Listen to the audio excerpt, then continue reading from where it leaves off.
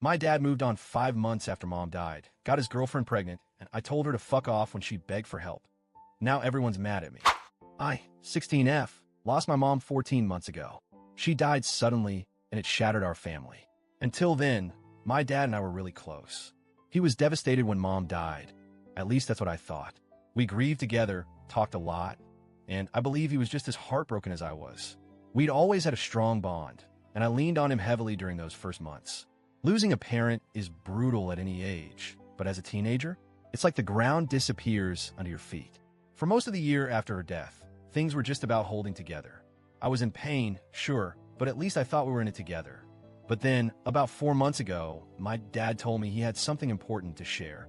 I thought it might be about grief counseling, or maybe even something about mom's estate. Instead, he brought home a woman I'd never met before and told me she was his girlfriend.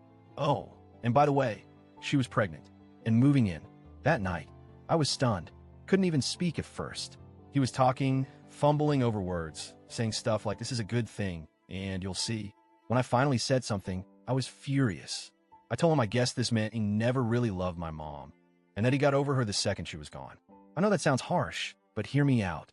My dad has always said, always, that people who moved on too quickly after losing a spouse never truly loved them. He said that about relatives, co-workers, even people on TV. He'd ran about how disrespectful it was to their memory, especially if there were kids who were still grieving. Real love, he'd say, takes time to let go. So imagine my shock when I found out he was already sleeping with someone 5 months after my mom died and got her pregnant 2 months later. It destroyed my trust in him.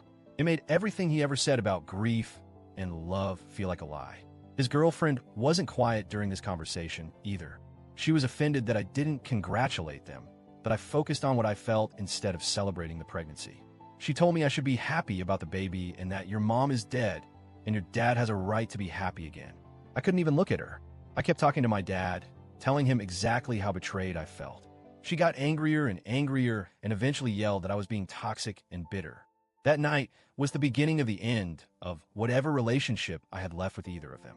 Things escalated fast after that. His girlfriend made it very clear that if I wasn't going to be supportive or celebrate the baby, then I shouldn't be in the house.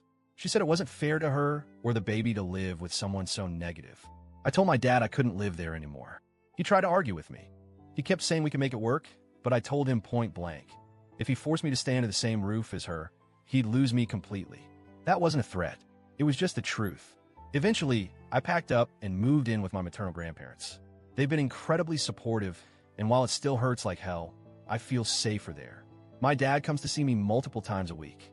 I think he genuinely wants to fix things with me, and I don't doubt that he still cares. But I also don't think he really understands what he's done. Not fully. He's had me come over for dinner at their place a couple of times. I've gone just to keep that thread of connection alive with him. But those dinners are always awkward. His girlfriend acts like I'm a walking insult to her existence. She barely looks at me unless it's to glare. One time, she was so cold and bitter that even my dad noticed and tried to smooth things over. But I could tell he was torn, like he wanted to keep the peace with both of us, but didn't want to admit how ugly things were getting.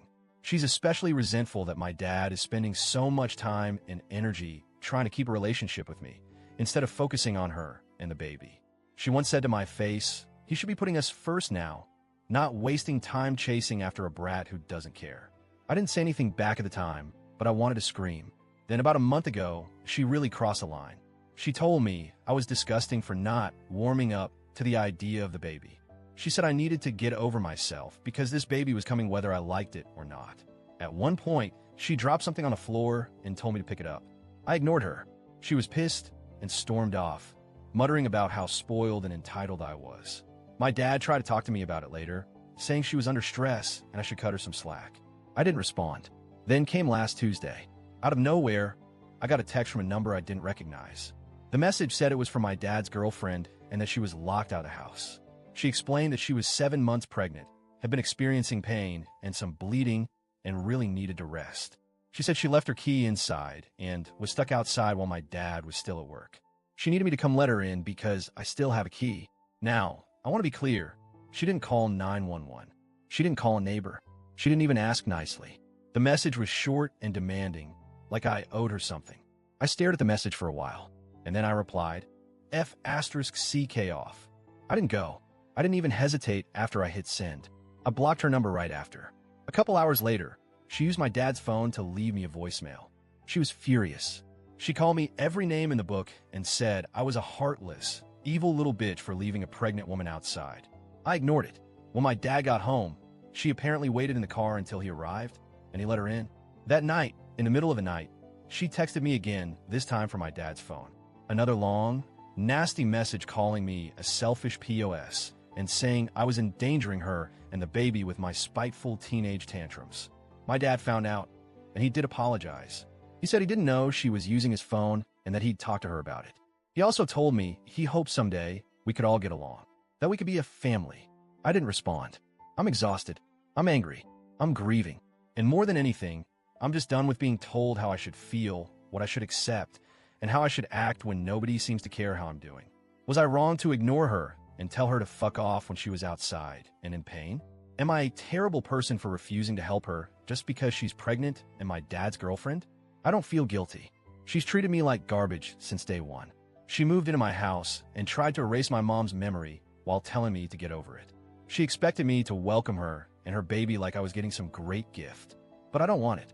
I never asked for any of this. I feel like she's made it clear she wants nothing to do with me unless I play the role of the grateful stepdaughter. And I'm not going to do that. Still, part of me wonders if ignoring her when she said she was in pain was going too far. But then I remember all the times she screamed at me, belittled me, and made me feel like a problem. So, Ida,